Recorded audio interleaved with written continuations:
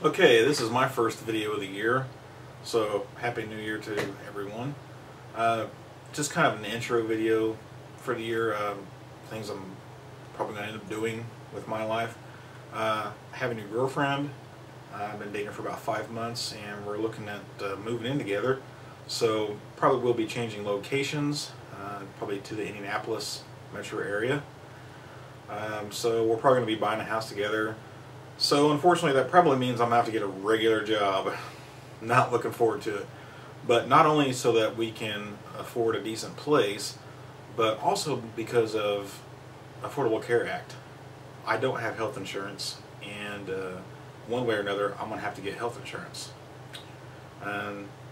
So getting a job is probably the easiest way for me to get that done, or to get married and marry somebody that already has insurance, but I'm not trying to force that issue anytime soon. So probably what will happen over the years, I'll probably slow down on doing mod work if I do get a job, and that's not really necessarily a bad thing for me. Doing customer mods takes a lot of time, and there's really not as much profit in it as I need or want at this point in my life, especially if I'm going to get a new house and all this kind of stuff. The house I live in now is completely paid for. I bought a really piece of shit house. I'm not kidding. My house is crap. But I paid less than 15 grand for it. And it's a 3rd-acre lot, and it has quite a very large, it's not even a garage just because it's got tall ceilings. It's a lot more like a shop. You know, it's almost like a barn, really. Really great shop. It's on a dead-end street. I can walk to the grocery store, quiet neighbors. It's really excellent. But I'm in Shelbyville, and my girlfriend's in Indianapolis, and her job requires her to be in Indianapolis, so I'm probably going to have to move. So I'll probably slow down on mod work and try to focus on some projects, and the projects will actually help me get rid of my inventory, because, I mean, if you can see behind me, I've got a shelf full of top loader Navy Fan comes back here. That's nothing compared to what I actually have in storage. I mean, that's stuff that's going to, you know, be worked on real soon, especially with the NES RGB stuff coming. But, I mean, I've got some larger projects that could really make me a lot of money if I ever get them done and get them out there. Like wireless controllers. Everybody wants to know about wireless controllers all the time. I always get people crying and begging for me to get these wireless controller projects going. And it's not my project. It's Micro. I think he's in Germany.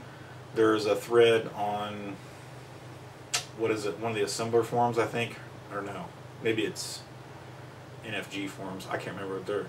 There's a thread somewhere with Micro, and he's working on them, and he's getting them worked out, and that's great. But I think he's kind of focusing on the Super Nintendo controller. You know, and I want to do wireless controllers for everything. You know, I want to just downright to the NES Square Pad or whatever. So that could be a big deal, but only if he wants to share. You know what I mean? And it kind of sounds like that guy doesn't want anybody else to do what he's doing. So there's some stuff to work out there. There's a couple front-loader Nintendo projects I'm working on, which may or may not ever happen, and they're not really too interesting just yet. But like Component, RGB Component has been something I've been working on for years, and it just now seems like everything's starting to come together where I can get a bunch of that stuff done. And I have a ton of TG16s, Turbo Duos, and a few PC Engine consoles that I have been holding back for a long, long time, just so that I can have component mods ready for them. I mean, I've already got region mods ready for them, and you know, I can do laser swaps and adjust them in, and cap replacement is a big thing on the Duo. So, you know, I've got most of that stuff worked out, done, already doing them. But the RGB component mod, I have not had time to get back to it. I'm so close. Actually, behind me on the desk, there's a TG16 that I have hooked up with component output, and I'm kind of trying to compare it between 2 circuits. One of them is one that I've used on the Nintendo RGB consoles with PlayChoice 10. I've done a few that had a circuit that used the BA6592AF. which is an RGB component chip that the Super Nintendo uses, which that all just happened last year when some guy finally tracked down a datasheet for it and found out how to actually use it. And then I think it was Ace on the Sega 16 forums that actually posted a circuit on how to make it work, and I implemented it on my NES RGB mods, and it worked great. So, and then I hooked it up to a TG16 without any change in circuitry. I wasn't real happy with it.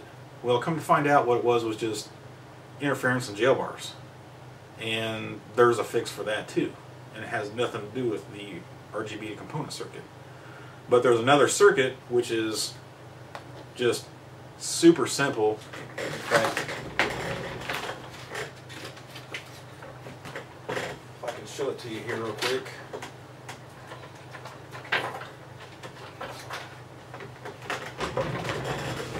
This is the Steve's circuit, and I already forget the name of the guy that put this board together and sold it to me. And as you can see, this is the universal circuit that I was using. It's not any size difference, but this one is not really optimized for size, but mine is. Mine is crushed together on that little board. But what I'm trying to do now is I've got the Steve's circuit working, and it's okay. I just feel like it's not bright enough for some reason. So I'm trying to get another one put together with my board and try to get some kind of side-by-side comparison going. So, and I've already got a bunch of videos shot of all this stuff. I just haven't put it all together. But I'm trying to figure out whether it's worth continuing with my board or moving over to the Steve's and, you know, making my own board with the Steve circuit. And the other thing is his has 3 adjustment pots on it, and mine doesn't. And that's not necessarily a bad thing, but you have to open up the console to get to them, or you have to mount the board and cut holes, drill holes in the console to access them somehow. And I just don't like that idea. I'd rather have it set to where it's nice and, you know, just be done with it. So that would be a huge project and a huge amount of inventory of mine. And I think also the Steve circuit has been tested on Sega Genesis and Super Nintendo stuff too. That's awesome if it still looks good, you know. But like if my circuit still looks brighter and better, then I'll just go with that, you know. And I can apply the jail bar and interference fixes with my circuit instead of the Steve circuit, and just see which one wins out. The only other thing is that probably the Steve circuit, because of its simplicity, be cheaper to make, and that's always a factor. Speaking of the shelf back here, I'm sure a lot of people have heard about Tim Worthington, his NES RGB board. It completely has crushed the PlayChoice 10 RGB mod. It's way, way better. It's actually cheaper. It's unbelievable, but it's a board that fits in between the NES motherboard and the PPU, and it still uses the original PPU. And it outputs RGB, S-video, and composite video. And of course it has sync, and it has an onboard audio amp, but it's not stereo. It takes CPU pin 1 and 2 and uses zone amp and outputs mono audio. I think the main reason for it was because I think the Famicoms and AV Famicoms have some kind of audio problem with balance. I'm not sure. That's kind of what I remember hearing, but it's not a problem on the US stuff. So even though it does sound better, one of the big problems we're running into is trying to feed expansion audio into it. And if you don't know what expansion audio is, there's a few Japanese games that have some sound that's missing in the US game. The most well known is Castlevania 3, and I've done plenty of videos where I show the expansion audio mod and testing and comparing and all that stuff. But to feed it into the NES RGB audio amp seems to create a ton of interference, and I was going to try to get that on camera too, but I haven't really done it yet because there's no fix so far. I think we could still feed it into the original NES audio amp circuitry and not have a ton of interference. But from what I can tell right now, it's just not going to happen with the NES RGB amp, which really sucks if we're trying to do all these AV Famicoms. Let's see. All the AV Famicoms you look right here and over, I've got about 12 or 13. No, I think I've actually got 14 or 15 AV Famcoms, and there's like maybe 15 top loaders. These are broken, or they're not in excellent condition, or they're already bought and paid for somebody else. So I myself have almost 30 consoles that I could RGB mod and sell, and those are, I mean, I'm selling one or two of those a week, if not, you know, more, because people are starting to hear about Tim's board and they're looking for a console, and I'm like, well, I've got one, I'll sell it to you. I've been selling excellent condition top loaders for $100, console only, tested, perfect condition, whatever. AV Famicoms, yeah, I'm sure a lot of people might know where those come from. Those sold on eBay last, was it November, December? There was one big lot.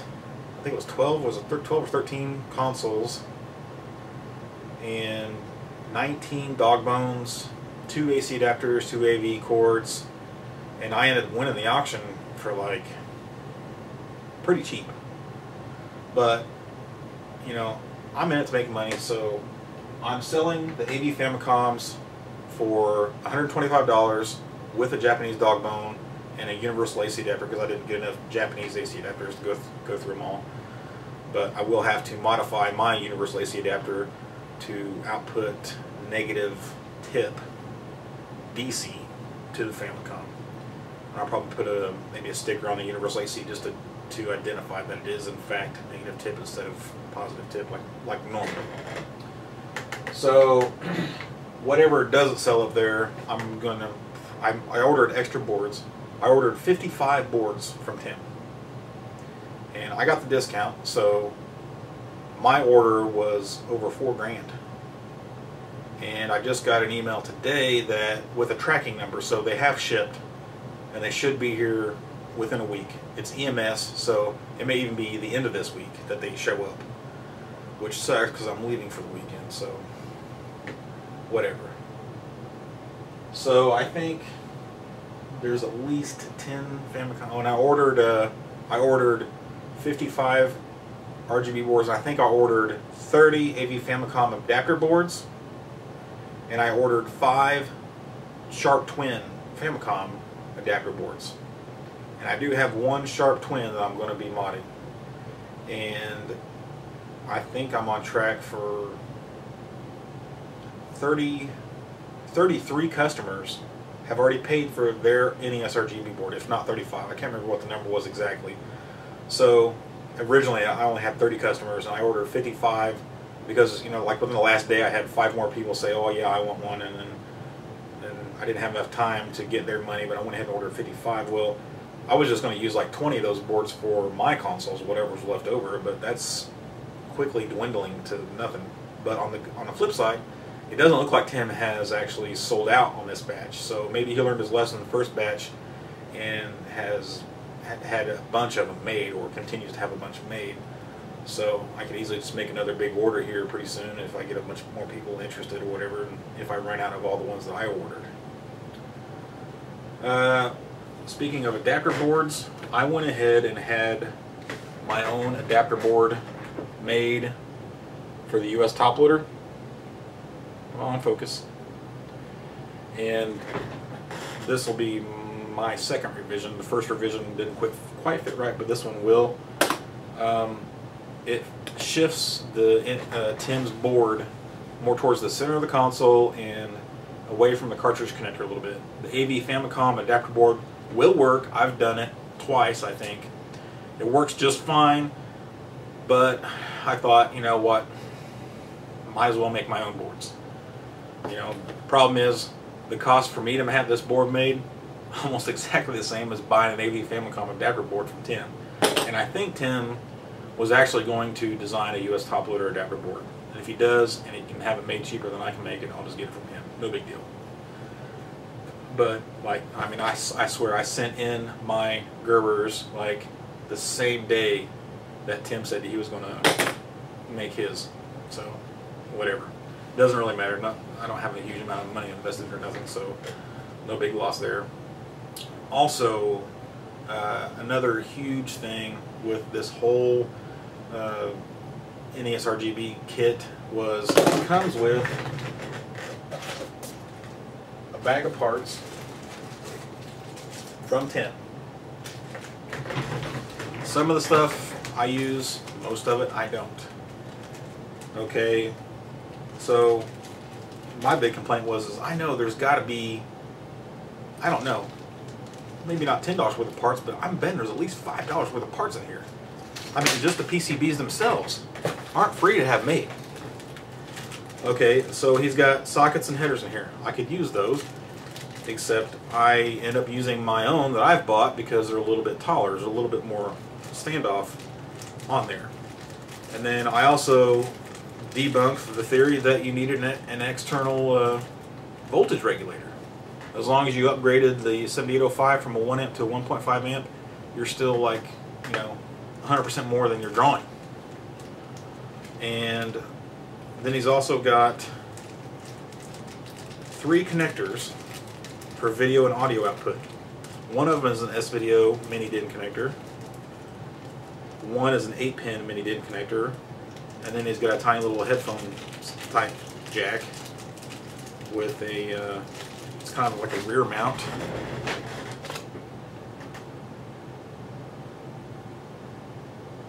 And then the nut will be on the outside of the console.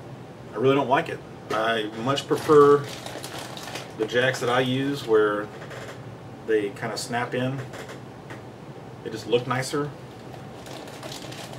they're the same size and everything. But, I mean, this is something I don't have to use. And then, of course, his S-Video mini DIN connector. There you go, there's that. S-Video. Who uses that anymore? Most of my customers are going to use the SNES multi-out connector. I don't carry the connector. If that's what you're wanting, you have to send me a Super Nintendo or send me the connector at minimum, because I'm not gonna take the time to do that. But you got RGB, S-Video, and composite on the multi-out, so don't need the connector. And then lastly, here's his 8-pin mini DIN. And then I think this is based off of the 8-pin mini DIN that's on the XRGB Mini. Sounds cool. Except his little boards that he supplies to help you wire up to those connectors. I'll show you one here. Great idea. Except there's no freaking audio on that thing. He wants audio ran separately because he wants the best possible video out on his RGB kit. Totally understand that. Except I don't tell people what they want. If people want a multi-out connector, that's what they get. And another reason that I've gone in a different direction is because I'm not going to put an 8-pin mini DIN and a headphone jack and an S-Video jack on the back of a top loader.